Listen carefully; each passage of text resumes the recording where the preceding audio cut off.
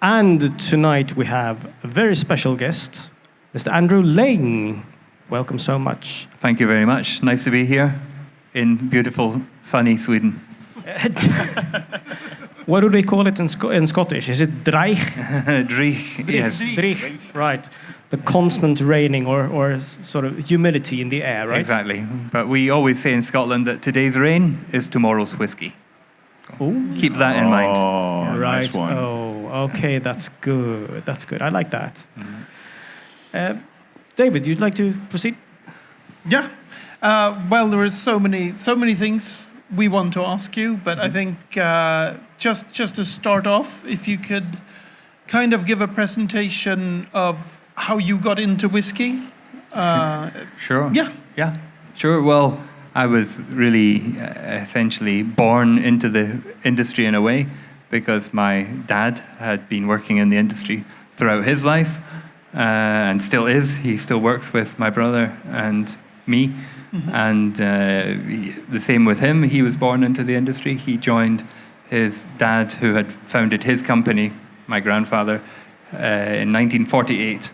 So he joined the business, my dad, in the 60s. He started working at Bruichladdich, and then he went to work for Ballantyne's, which is the big blended whiskey company. And Heard then, of it, yeah. Exactly. A huge company and very successful still as a brand today. Right. And then my dad started to work with his father. And then so some 45 years later, the same happened with me and my brother Scott.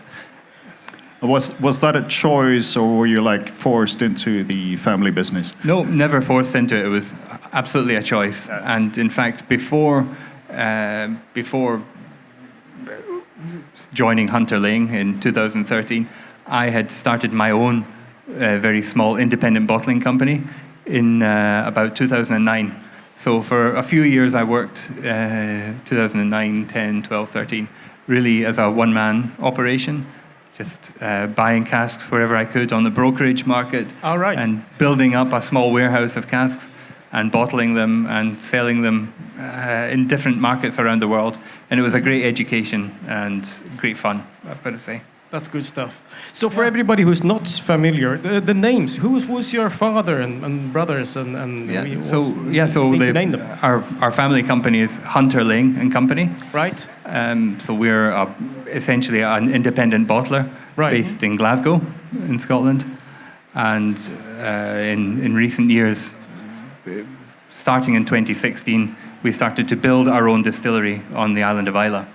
It was a long-held dream of me, Scott, and especially of our father, to make our own whiskey, having for generations been working with sourcing and bottling whiskey from other people's distilleries. It was really that creative urge to put our own stamp on something and have our own baby, really, that was going to be our own. So we started in 2016 to build this distillery on Islay, and the first drops were distilled in October 2018. Right. So we're coming up now later this year to have 7-year-old whiskey. So getting a little bit of age. It's exciting, but they're still at the beginning of the journey. So my brother is called Scott, and our father is called Stuart Laing. So he used to work with, as I said, with my uncle and their father in the original family company, which was Douglas Laing and Company. Yes. Which is still, obviously, is still a company, Douglas Laing and Company. In 2013, the two sides of the family decided to do a demerger and separate into two different companies. Okay. To kind of explore our own destinies separately, and they've gone on to be very successful in one direction, and Douglas Laing, as I say, is still there, and we have gone on to do our own thing with Hunter Laing and with Ardnahoe now. Yes, exactly. Speaking of Ardnahoe, why Islay? Aren't there enough distilleries on Islay? It's such a small island. Maybe now there are, but we took the opinion that there weren't when we started to think about it. So obviously a west of Scotland company. We're based in Glasgow. So our centre of gravity is more towards the west, more towards Islay, really, as a whisky-making region. We have some family connections to Islay going back. We can trace our family tree back in Islay, back to the 1700s, which is almost as far back as these records really go in Islay. And we had, ancestors in the past who were farmers and tradesmen and possibly even pub owners on Islay in Beaumore. And so there's that nice connection there. And we've always, as a family, liked to go there to visit. Of course, my father did his distillery experience at Bruichladdich I think it was 1964. And I did my distillery work experience with Bruichladdich in a nice kind of example of symmetry in 2004, I think that was. Oh, really? So okay. Exactly 40 years later. Cool. With Jim McEwen, our good friend Jim McEwen, who's a great friend of my dad's and a good mentor to me when it came to understanding whiskey and the actual production and the culture of making whiskey in Islay. So there was that kind of emotional connection to Islay. Right. We love Islay whiskey personally, of course. Who doesn't? Right. I think I'm in the right kind of place to be able to say that. Exactly.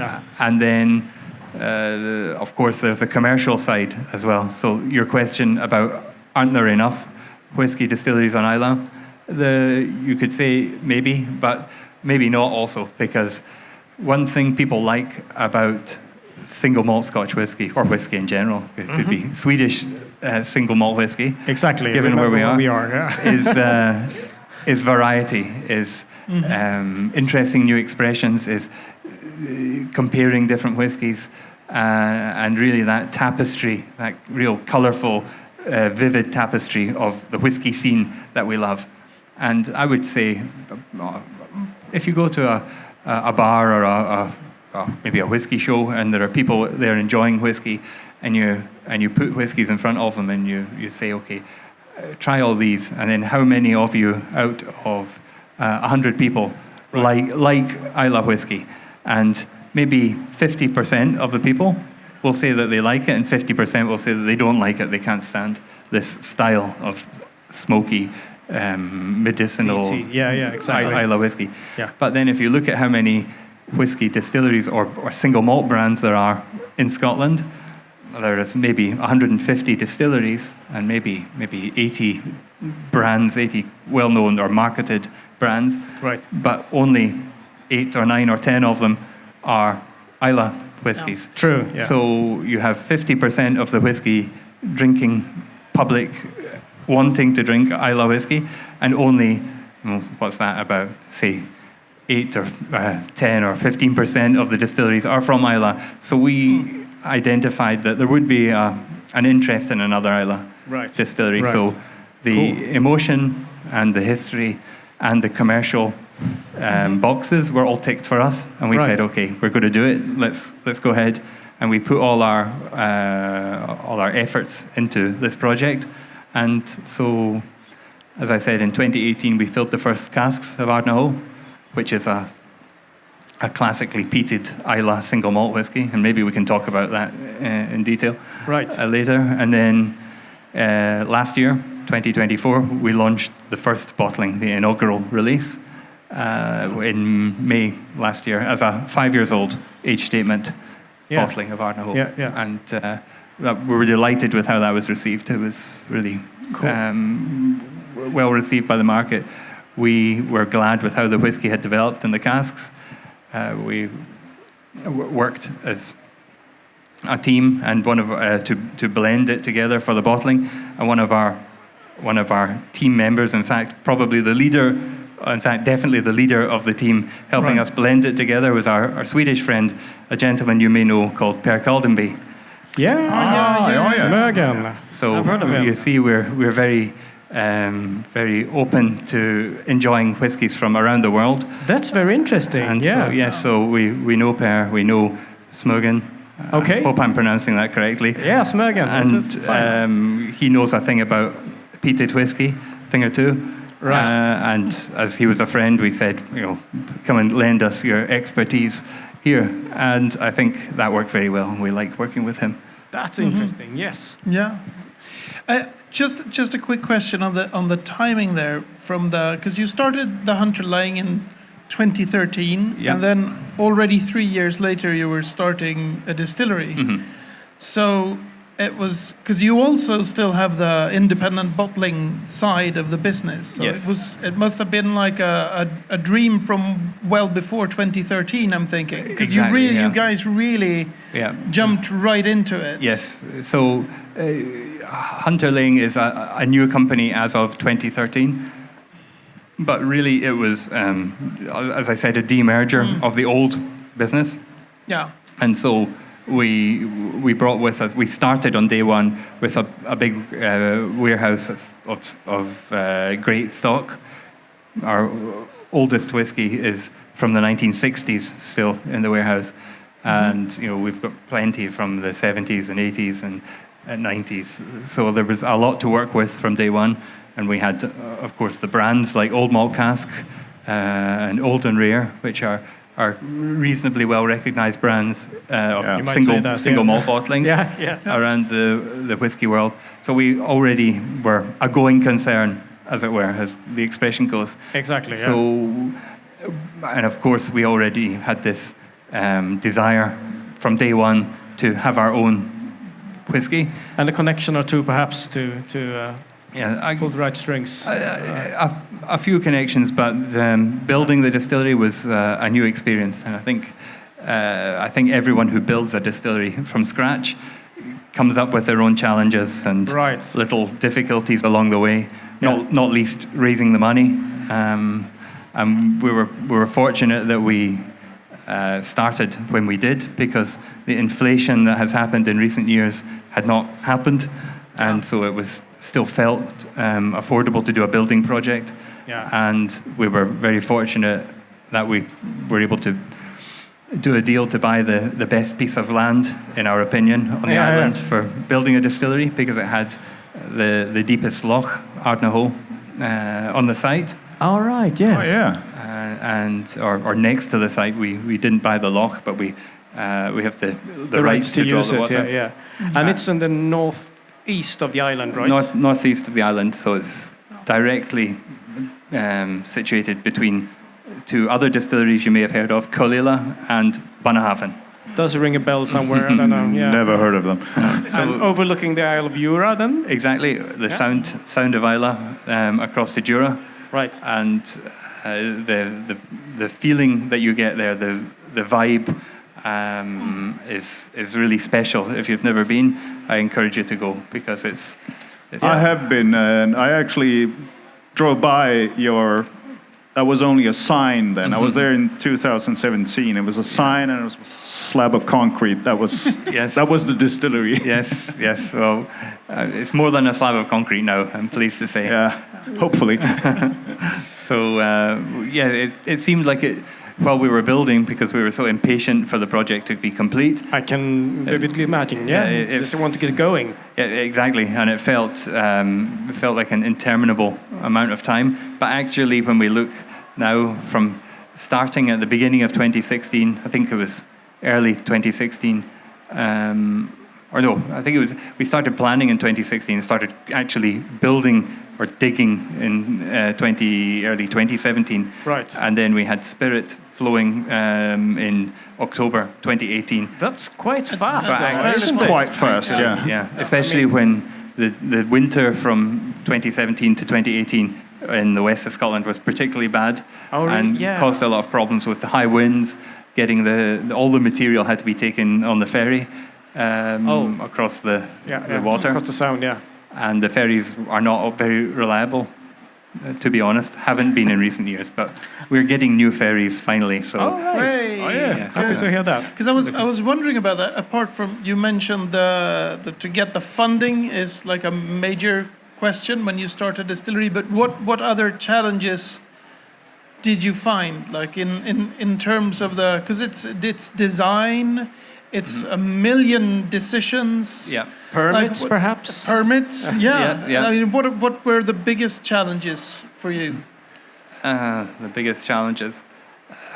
I think, and I've been thinking about this recently because I've been asked it a couple of times about the process of building a distillery, and I come back to the old adage that if you love what you're doing, you love your job, you'll never work a day in your life.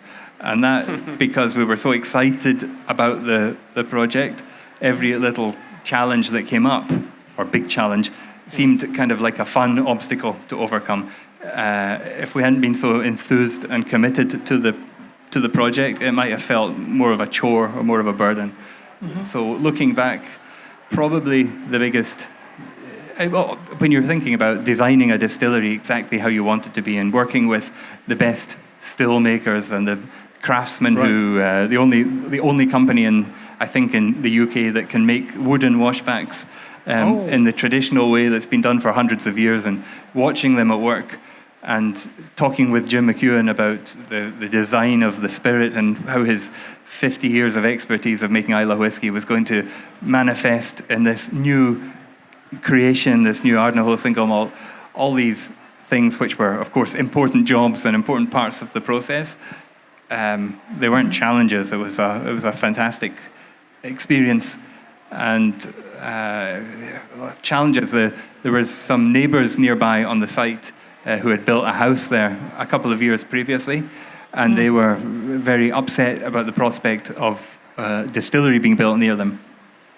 And I could understand that initially, but when we spoke to them, or our architect said, this is going to be very discreet, it's nestled into the hillside, we're going to not disrupt the traffic, there's not going to be any noise or bad smell. Right. But they didn't get on board with that, so they put up a lot of objections to the planning committee. So it took a while for us to go through those and satisfy the planning committee that we were doing the right thing and that it was valuable to the Islay community. The community, right? But that's fair enough. That's just following the correct process, and we understood that.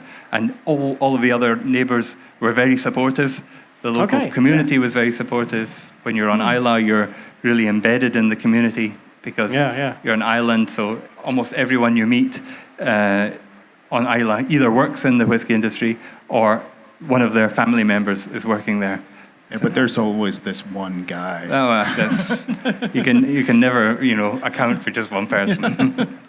So once that was the planning was approved, then it was just the little hurdles to overcome of the logistical matters of bringing everything to the island, getting everything onto the ferries, right, and then scheduling all the different tradesmen and women to come on to the island and do the work. And that's kind of like a juggling act because you need to get this piece of work done before this, and this. And if the ferry is late when the first professional is trying to get there and then he has to go to another job somewhere else, it can really cause a domino effect. True that. But did you take the stills on the ferries as well? Yes, everything went on the ferries. Wow. Really? Yeah, everything. And there's a video of, actually, if you search on YouTube, of the stills which were made in Speyside by a company called Speyside Copperworks. Okay. Which has since, I think, been bought by Forsyth. So I don't think it exists as an independent company anymore. But they were fantastic coppersmiths who made the mash tun and the stills in Speyside to our precise specifications, and then brought them down, and they all went over on one ferry.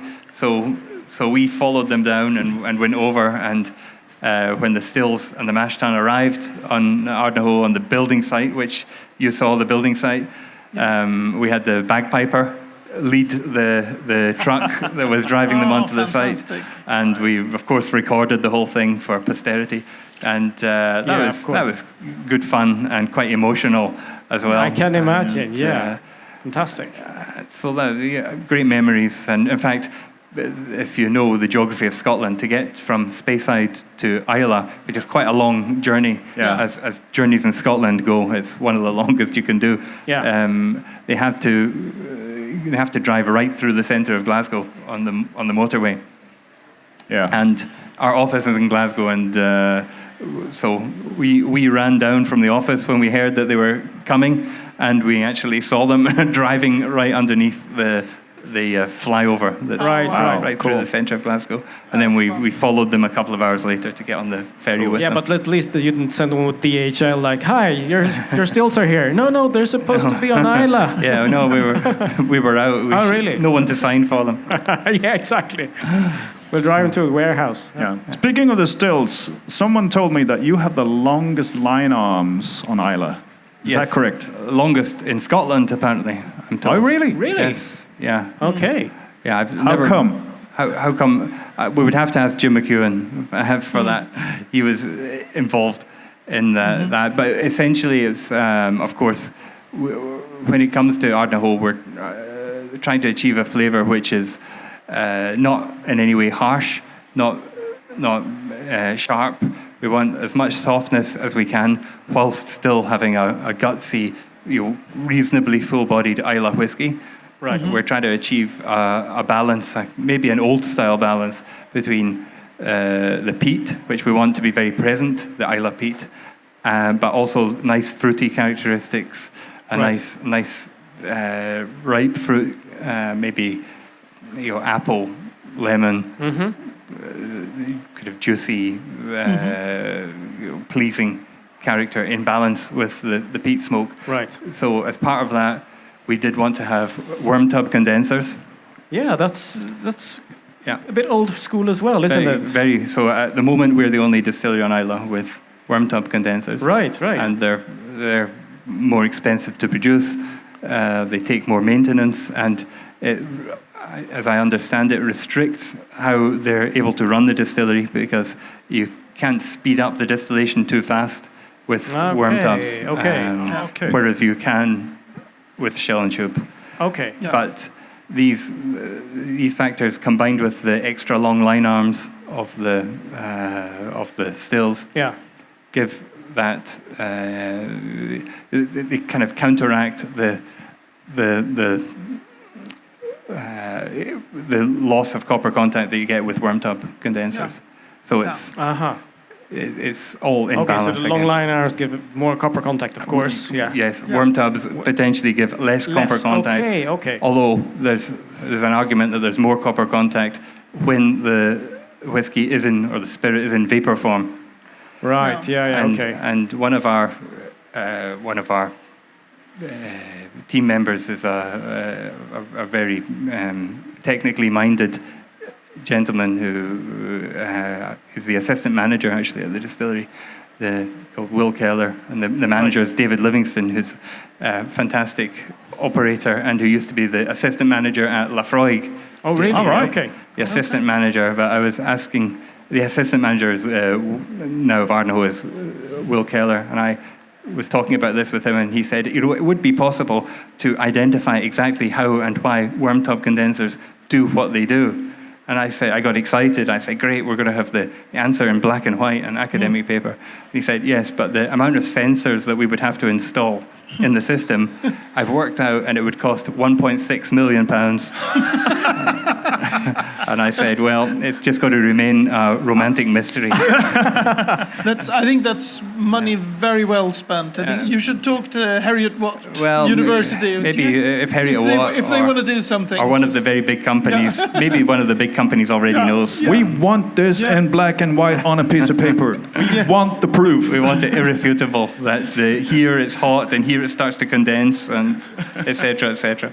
But in terms of both being like to be distillers and also being independent bottlers, would you say, like, are you at a point where Ardnahoe is kind of financing itself already, or because it's expensive to run? I mean, in terms to build a distillery, yes, but to run it and to keep it going, or is kind of the independent bottling side kind of financing the up until now, up until now, the independent bottling side has completely financed the distillery. Right. In the last year, we've had some money coming in from because we've launched the first Yeah, of bottlings. course. Yeah. We started a year ago with the inaugural release, and then at the end of last year, and then the beginning of this year, we launched the 2 core editions, the Infinite Loch and the Bolsa, which is the more sherry cask matured version.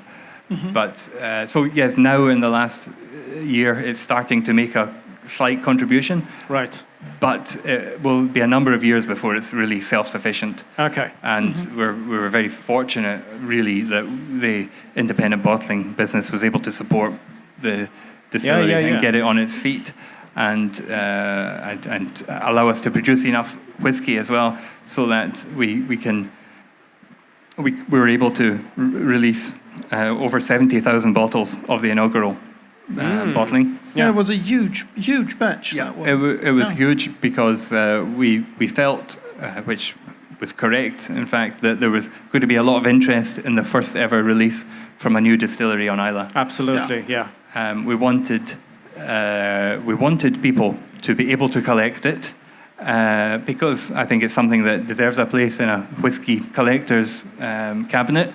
But also we wanted those people and other people who aren't collectors that just enjoy drinking good whiskey to be able to buy a bottle and drink it, and not feel that not feel embarrassed that the collectors were collecting it, or feel that we had to restrict it. We just wanted whoever wished to buy it from a good independent retailer or one of our great distributors to be able to get access to it, and that worked very well because everyone, I think, who wanted to get a hold of a bottle was able to, which wasn't always the case with the new distilleries releases. No, I'm just coming to that because sometimes it gets kind of excluding that, you release something and then only a select few have the money or happen to be in the right place at the right time. And then our philosophy was if that happens, then you're disappointing some people from day one, and maybe that's not the best relationship or the best way to start off. So hopefully we've got a few people who are on board with Ardnahoe, the story from the first bottling, and even now I think in Sweden in the shops there's still available a few bottles of the inaugural release. Yeah, right. Okay. Which is good. Cool. So people who try it here can go and get a bottle still. Exactly. And be on the journey with us from day one. Yeah. And Sweden as a market is one that I love coming to. I've come to Sweden even with my dad 20 years ago. I was coming to whiskey shows in Sweden, and I've been to all over Örebro and of course Linköping many times. Of course Stockholm and Gothenburg, and we know that the Swedes understand good whiskey. Not only making it, as of course they do here at High Coast, but very much in terms of drinking it and understanding it. And many Swedish visitors come to Islay, come and see us in Islay, which is great. We've just had the Islay Festival a few weeks ago, and we had our Swedish friends visiting in decent numbers. I think the Swedish market quite likes smoky whiskey. They do, absolutely, Has done for a long time. Yeah. And so, it's great to be here and to keep coming here. We've got a great distributor with whom we've worked for, again, probably 20 years in Clydesdale. Right, okay. And so it works very nicely. So, That's good. Happy to be here. That's great. That's great. Any more nerdy questions, David? I don't know. There's always so much you want to ask, but I think it's interesting to be that you have the independent bottling side of the business. Is that going because that there has been so many problems in the price of casks and the cask investment companies have destroyed many things for the independent bottlers. Like are things looking because the industry is now at a kind of a turning point where things are like, is this hype gonna keep on going or not? Yeah. So would that make it maybe easier for the independent bottling if the cask companies are kind of beginning to be called out? Yeah, probably. I think the last few years has been a crazy period for a lot of industries, as we know, up and down. COVID being a huge impact, having a huge impact on almost every industry in the world. But it was actually created a couple of boom years for many things, for high-end consumer products. People had a lot more probably disposable income to spend on consumables, on things that they could enjoy at home. And people were sitting on Instagram and social media looking at whiskey and lots of other things, like I suppose fine wine. Watches had a big boom in their value in that period. And after that, into a different economy now, there's been a downturn. So will that mean that there's more availability of casks to independent bottlers? Possibly.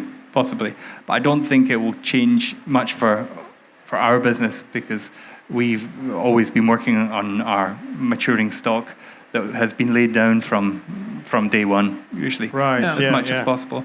So the only thing that would change now, when the heat has come out of the industry, is if we were able to get access to spirit from distilleries that we haven't been able to in the past. But I don't think that's going to change. I don't think suddenly distilleries who do not like to sell their whiskey to independent bottlers are going to say, okay, our sales are down 10% this year.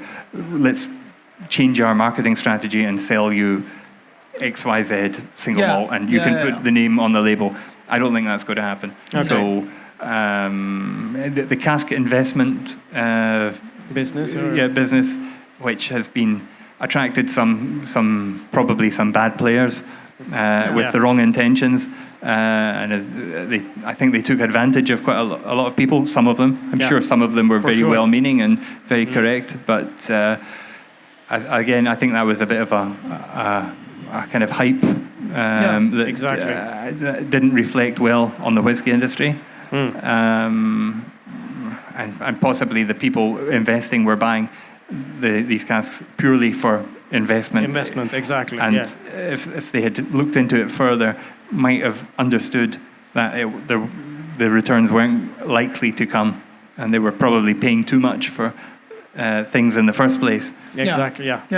But this isn't the first time that happened. This happened before in the 80s and early 90s. I think the same thing happened. But hopefully, with some of the publicity that's come around that, people will be careful in the future, and some of the bad actors will leave the industry. Right, exactly. Yeah, let's hope for that. Yeah, certainly. Oh, well, I'm just amazed that you've succeeded in fairly short period of time in just building an Islay distillery and then still keeping up with the independent bottling side. Well, they're very it's very kind of complementary, the two sides of the business. And most of our distributors around the world have become the distributors of Ardnahoe as well, once we launched that. So we didn't need to That's a plus, go and find 25 new customers. Right. We already knew everybody. We'd been working with them for 10, 20 years, sometimes 40 years in some cases. And we knew how to work well. We didn't need to hire any new admin staff or shipping staff, because our team in our head office was already there. Yeah, of course. And and I think possibly our experience in maturing different whiskies in different casks and seeing how they evolve over years and decades, coming from an independent bottling side and working with 30, 40, 50 different distillates in our day-to-day, your year-to-year business. That experience has added quite a lot to our building of our own distillery. I can imagine. So we really knew exactly what we wanted to come up with, what casks we wanted to use, how we wanted to bottle it. It's no coincidence that Ardnahoe is bottled at 50% alcohol, which is a strain. Of course. We've been bottling our old malt cask, single cask bottlings for 25 years. I feel stupid now that I never thought of that. There's a couple of... Of course, it's 50%. It's the classic. There's a couple of other OBs that bottle now at 50%. I think Well, the one that springs to mind is Bruichladdich. Yeah. But I think, I'm pretty sure that when Old Malt Cask was launched in 1998, it was the only whiskey that was routinely bottled at 50% as a bottling strength, as opposed to cask strength or 46% or 40%. Yeah. So that's quite a nice carryover. Our little sort of Easter egg stamp. That was fun. We're going to continue being independent bottlers. Sometimes people say, you're just going to stop doing this. Well, absolutely not. It's absolutely core to what we are as a company. Yeah. We've got a great warehouse, a good pool of casks to choose from. Right. We're going to keep adding to that. We continue to do new fillings of new spirit from other distilleries. And so I don't know, it may be many years before the Ardnahoe side of the business is bigger than the single cask or IB independent bottling side. Right. Eventually it will happen, I've no doubt, because it's quite hard to scale an independent bottler. You can do it to a certain degree, but every cask is a new line. It's a new product and needs a new label and new tasting notes and needs to be hand sold, which is great, and it's great fun, and it's what we love about this business. But achieving the scale, it's not really a business that can be scaled exponentially. And we're not, of course, looking for huge, vast market share with Ardnahoe at all. But it's something that we want to grow for the future and get more people into Islay whiskey. Yeah. And like I said, the oldest whiskey we have from Ardnahoe is 6.5 years. So it's really going to be fun to watch it develop to an 8-year-old and a 10, 12, 18-year-old, maybe one day a 30-year-old. So there'll be a lot of fun and a lot of pleasure on that journey. Right. Yes. But always complemented with the origin of Hunter Laing, at least as a company, which is independent bottling and single casks. So stay tuned and keep following us for the Old Malt Cask and the Old and Rare and the first editions bottlings, which we'll keep bringing out. Yeah, that's great. Yeah, huge thanks, man. Yeah, that's a great way to round up, I think. Yeah. Well, just want to thank you for doing this, and super interesting. No problem. Yeah, Thank you. Thanks for your questions and your time, and please come and visit us on Islay and see for yourself that we're not just a concrete slab. I'd love to come back. I'd love to. I love the island. I mean, it's so beautiful. Okay, the whole great. scenery. Yeah, it's wonderful. Even on a rainy day, there's a beauty to it, and the people are always warm, and the drams are always delicious. Exactly. Very good. Our joke is always that I'm the huge whiskey nerd of us three, but not really, because I'm not a real person, because I haven't been to Islay yet. Okay. So that's a huge. That's a huge. Yeah, I'm just a poser. You need to get that stamp in your passport. Yeah. Absolutely. We'll see to it. We'll see. All right. We'll see you there then. Yeah, absolutely. See you there. Huge Thanks, Andrew. Thank you very much. Thank you.